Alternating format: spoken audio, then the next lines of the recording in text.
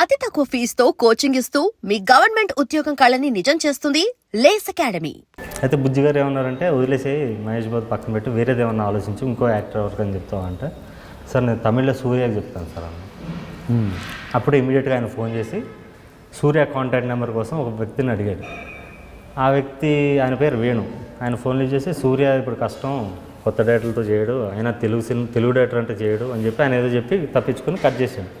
ఇలా అంటున్నాడు, మరి ఏం చేస్తావు అన్నాడు.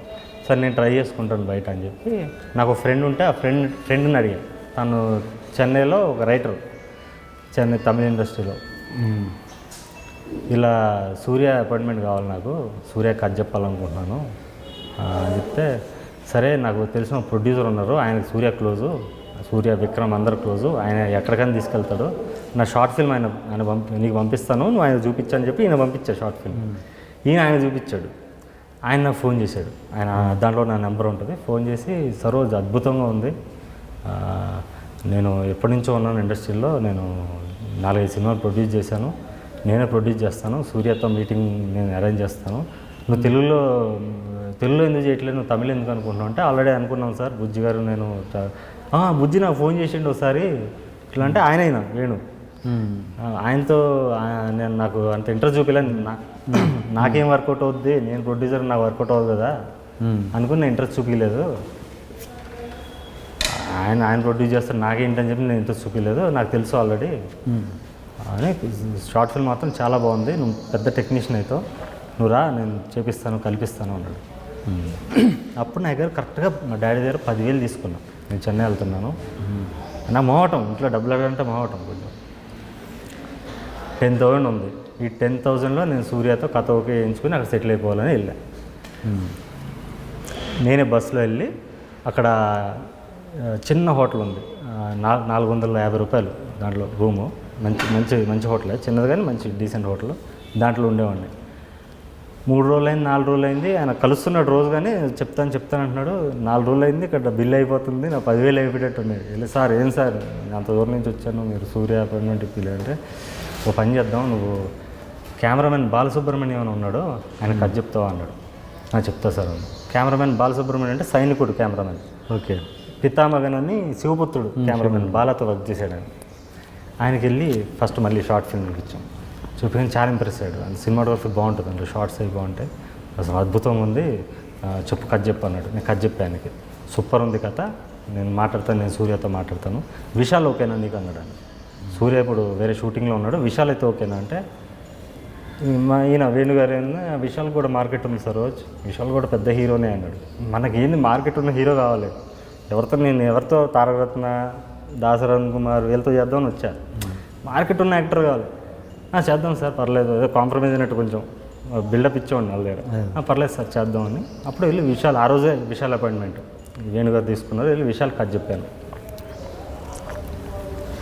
విశాల్ పిచ్చి నచ్చింది, చేసేద్దాం అన్నాడు. వాళ్ళ బ్రదర్ విక్రమ్ కృష్ణ వచ్చాడు, నేను ప్రొడ్యూస్ చేస్తాను అంటే, ఈయన వేణుగారు అంటే ఆయనతో మాట్లాడుకున్నాను, ఈయన త్రూ వచ్చాను, మీరు ఆయనతో మాట్లాడుకుంటే, మేము మాట్లాడుకుంటాం లేదు సార్ టర్మ్స్ అని ఆయన వేణుగారు అన్నారు. అయిపోయింది, హ్యాపీగా వచ్చాం.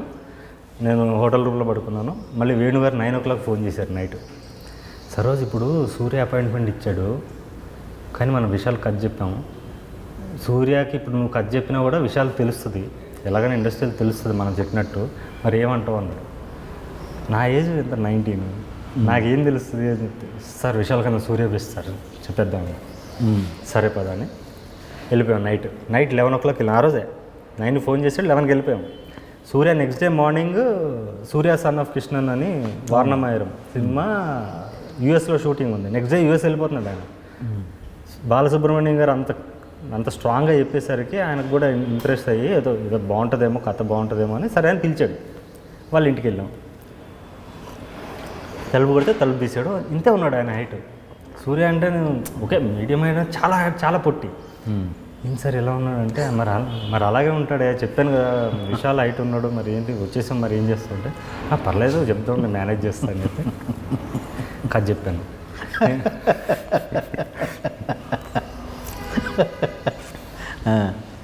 అయితే కథ ఇంట్రెస్ట్ పెట్టి చెప్పలా, ఇది ఎలాగో అక్కడ ఓకే అయిపోయింది కదా, నా ఇంప్రెషన్ అంత ఏదో డ్రీమ్స్ ఉంటాయి కదా సార్, యాక్టర్ అంటే ఓ డ్రీమ్స్ ఉంటాయి. ఏదో చెప్పేసి ఇలా పైపోయింది కంగారు ఏంది అప్పటికి స్టార్డమ్, అప్పటికి సూర్యది సూర్య స్టార్ ఆయన అప్పటికే రజనీ. ఆ ఇంప్రెషన్ ఏం లేదా మీకు? ఇంప్రెషన్ ఉన్నా కూడా మనిషిని చూసాక నాకు అనిపించలేదు.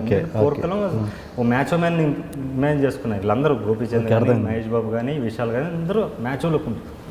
ఈయన మరీ పట్టు ఉండేసరికి నేను సింగల్ అయిపోయాను సడన్గా ఆ మూమెంట్కి. మేబీ చేసే ఉండే, ఆయన కూడా చేద్దామని ఫిక్స్ అయ్యాను. తర్వాత ఇష్టం లేనట్టు కథ చెప్పాను, ఇష్టం ఉండి లేనట్టు చెప్పేశాను. ఆయన పిచ్చి పిచ్చి నచ్చింది. మరి ప్రొడ్యూసర్ ఎవరు అనుకుంటున్నాను అంటే ఐ విల్ ప్రొడ్యూస్ అన్నాడు ఈయన వేణుగారు. సరే మాట్లాడదాం, మనం తర్వాత మాట్లాడదాం అని చెప్పి, సరే నేను యూఎస్ నుంచి రాగానే కూర్చుందాం అని చెప్పి చెప్పిండి బయటకు వచ్చాం. ఇప్పుడు ఏం సార్ ఏం చేయాలి నాకు అర్థం కాల. సరోజ్ విశాల్కి మార్కెట్ చిన్నది, సూర్య మార్కెట్ పెద్దది, మనం సూర్యకి వెళ్తేనే బెస్ట్, నాకు బెనిఫిట్ నీకు బెనిఫిట్ చాలా బాగుంటుంది. మరీ హైట్ తక్కువ ఉంది సార్. ఓకే, ఆయన గొప్ప యాక్టర్, ఏమనుకుంటున్నావు సూర్య గురించి? నీకు ఆయన చేస్తే పర్ఫామ్ చేస్తే అద్భుతంగా ఉంటుంది సార్. నీ కథకి ఈయన కథ కూడా సరిగ్గా వెళ్ళా, ఊరికే ఆయన ఏంటంటే సూర్య అంటే ఒక ఆపర్చునిటీ వచ్చింది. సరే అని ఇప్పుడు మరి విశాల్ కంటే విశాల్ సంగతి నేను చూసుకుంటాను, నువ్వు ఎందుకో చూసుకో అని చెప్పి ఆ విశాల్ క్యాన్సిల్ చెప్పేసాడు ఆయన. నేను ఇంకా విశాల్ కూడా అప్రోచ్ అవ్వలేను. 2 months అయింది. ఒక 2 days తర్వాత సరే నువ్వు వెళ్ళిపో హైదరాబాద్, నీకు ఫోన్ చేస్తాను నేను సూర్య రాగానే, ఒక 20 daysలో వచ్చేస్తాడంట. సరే సార్ అని చెప్పి హైదరాబాద్ వచ్చాడు. రోజు పేపర్లో చూసేవాడిని సూర్య ఉన్న ఇక్కడ వచ్చాడు, లేదా ఇంటర్నెట్లో చూసేవాడిని సూర్య చెన్నై వచ్చాడంట. నిజంగా 20 daysలో సూర్య చెన్నై వచ్చాడు. ఓకే రేపు వస్తుందేమో కాల్, ఎల్లుండి వస్తుందేమో కానీ 2 months అయిపోయింది, కాల్ రావట్లా. వేడి గారు ఫోన్ చేశారు, ఏం సార్ కాల్ రావట్లంటే నా ఫోన్ కూడా లిఫ్ట్ చేయట్లేదు, ఏంటో మరి సూర్య నెంబర్ నీకు పంపిస్తాను, నువ్వు ఒకసారి ఏమన్నా మెసేజ్ పెట్టు కాల్ చేయండి. అప్పుడు సూర్య నెంబర్ పంపిస్తే ఆయనకి కాల్ చేశాను. సూర్య ఫోన్ లిఫ్ట్ చేశాడు. నైట్ 11:30 కాల్ చేశాను.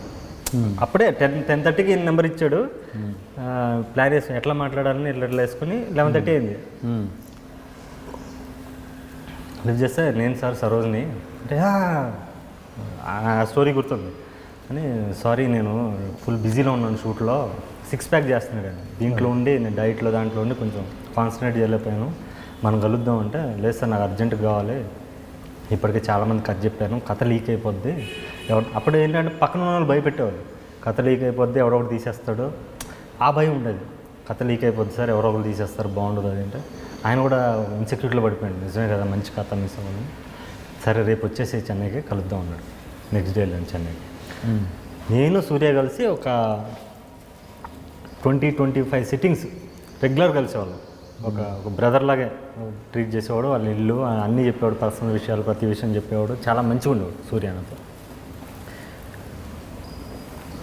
అయితే ప్రొడ్యూసర్ విషయంకి వచ్చేసరికి వేణుతో నేను మాట్లాడుకుంటాను, మా బ్రదరు జ్ఞానవేల్ రాజా అని ఉన్నాడు, స్టూడియో గ్రీన్, ఆయన ప్రొడ్యూస్ చేస్తాడు నీ సినిమాని, వేణుగారితో నేను మాట్లాడుకుంటాను, నువ్వు డోంట్ వరీ అబౌట్ దట్ అంటే. వేణుగారు ఫోన్ చేసి ఎలా అంటున్నాడు అంటే నేను చూసుకుంటలేదు సార్, నువ్వు క్యారీ ఆన్ అన్నాడు.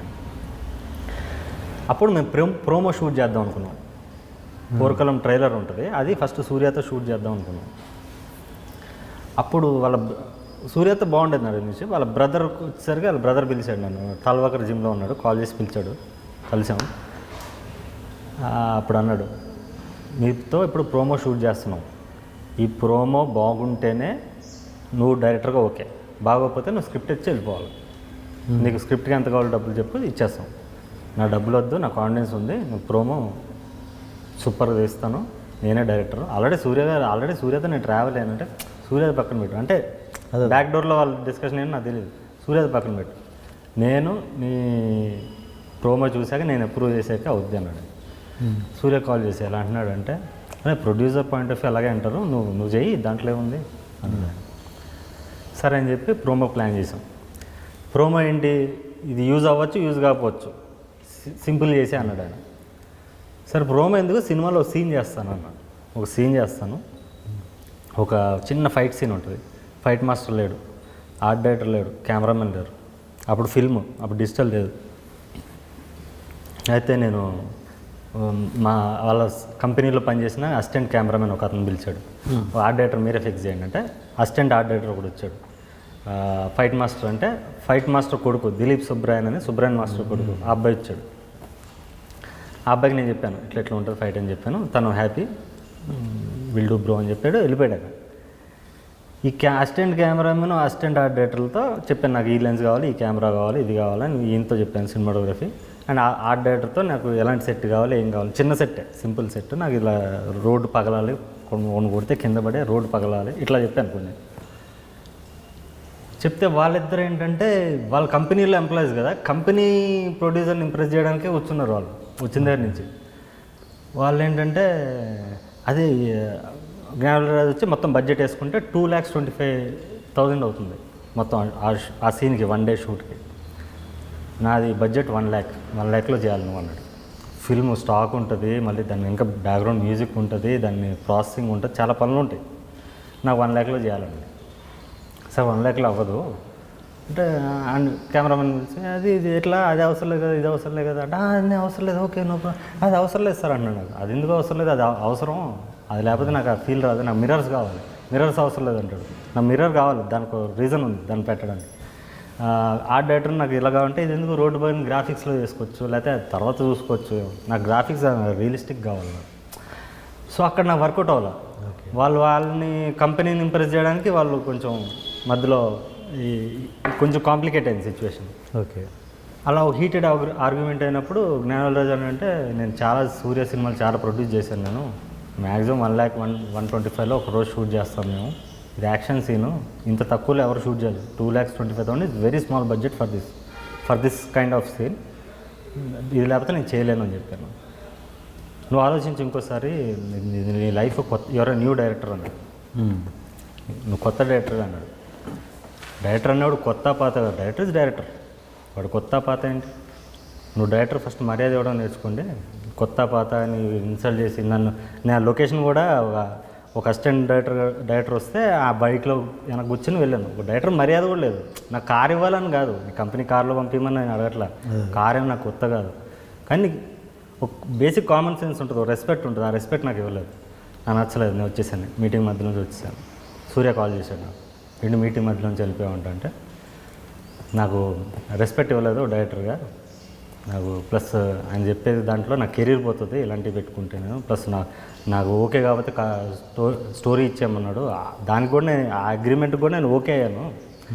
నా ఈగో కాదు, నేను ఆ స్టేజ్కి వచ్చినప్పుడు కూడా నేను ప్రూవ్ చేసుకున్న పాయింట్ అది నేను ప్రూవ్ చేసుకోలేకపోతే నేను నా కెరీర్ స్టేక్లో పడుతుంది అంటే, అసలు అదంతా మేము ఊరికే అన్నాము, నీ మెచ్యూరిటీ చెక్ చేద్దామని, నువ్వంత మెచ్యూర్ అని, నీకు టెస్ట్ కాదు, ఊరికే నువ్వు ఎక్కడి వరకు నిలబడగలవు అని చెప్పి నీకు టెస్ట్ పెట్టాము, all the best your career, నువ్వు చాలా తప్పు చేసావు, నువ్వు ఫీల్ అవుతావు చాలా, ఈ ఆపర్చునిటీ మిస్ అయినందుకు అని.